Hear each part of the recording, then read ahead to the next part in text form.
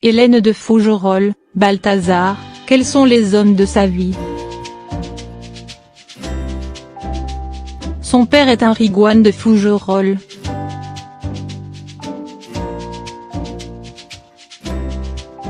Sa mère, une Sonnet de Laval mais aussi et surtout une baba cool assumée. Hélène de Fougerolles, qui incarne une commandante de police dans la série Balthazar sur TF1, a hérité de cette mère bohème le goût de l'indépendance, de la liberté, de la fantaisie. J'ai reçu une non-éducation et j'ai grandi dans une absence totale d'interdits, confiait-elle dans les pages du magazine Gala, il y a quelques années.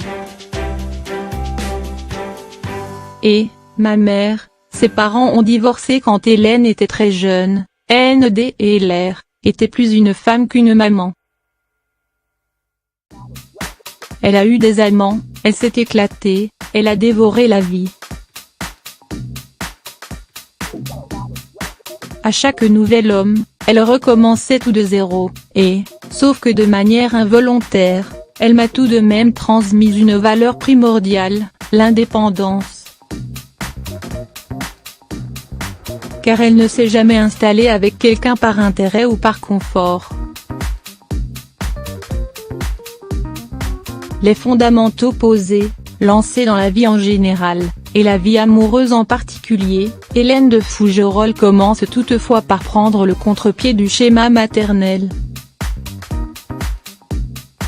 En effet, elle se marie avec le producteur Éric Hubert. Il a notamment coproduit La Ch'tite Famille, en 2018, père de sa petite Chana, étoile en sanskrit, une enfant différente. Je voulais montrer à ma mère que c'était possible de se marier, de faire des enfants et de vivre en couple pendant 50 ans.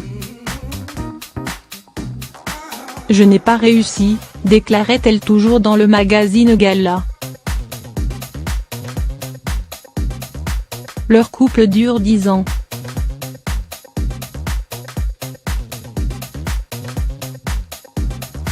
Ils se séparent mais restent très proches.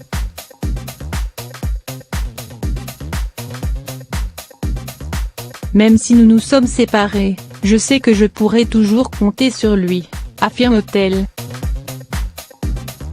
Puis celle qui aime inventer des contes à sa fille adorée rencontre, au détour d'un empire du luxe, Antoine, fils de Bernard Arnault.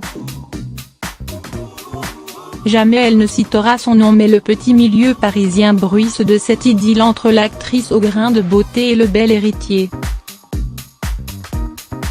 Il lui fait découvrir le poker, ensemble ils flânent dans les galeries d'art pour lesquelles ils se passionnent, mais chut. Pour vivre heureux, vivons cachés est leur devise. Et c'est tout aussi discrètement qu'ils se séparent.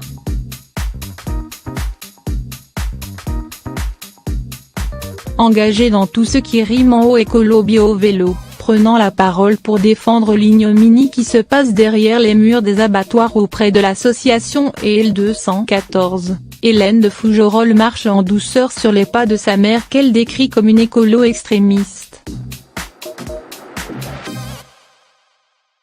Et puis paf, c'est l'évidence comme elle dit.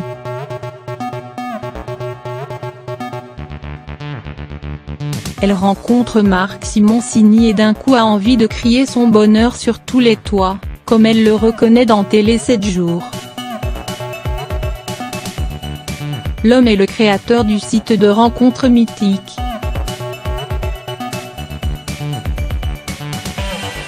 Mais leur histoire échappe aux algorithmes.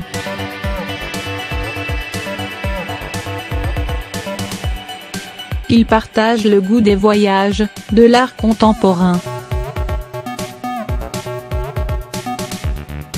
Le sexy quinca est également végétarien.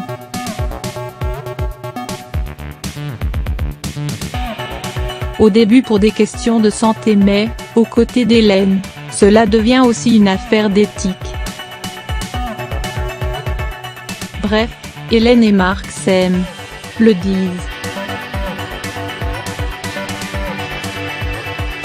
Et quand il ne s'aime plus, elle le dit aussi.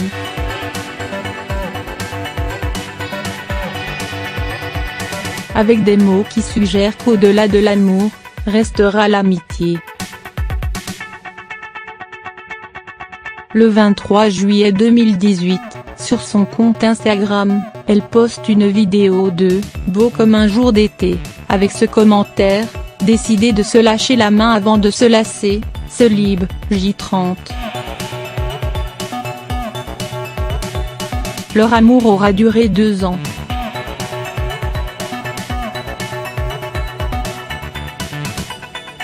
À force de border Shanna quand elle était petite, elle a aujourd'hui 15 ans, en inventant des histoires merveilleuses. Hélène de Fougerolles avait écrit un livre pour enfants, Lune Mia Rose et le champignon magique.